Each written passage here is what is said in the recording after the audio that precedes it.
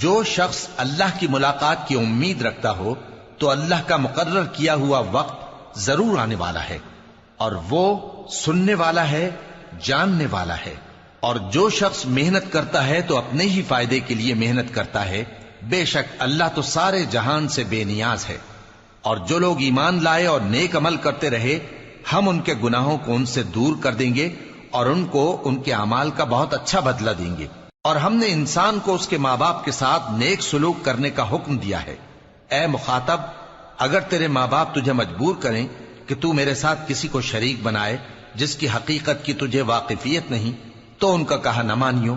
تم سب کو میری طرف لوٹ کر آنا ہے، پھر جو کچھ تم کرتے تھے میں تم کو جتا دوں گا۔ اور جو لوگ ایمان لائے اور نیک عمل کرتے رہے، ان کو ہم نیک لوگوں میں داخل کریں گے۔ اور بعض لوگ ایسے ہیں جو کہتے ہیں کہ ہم اللہ پر ایمان لائے، پھر جب ان کو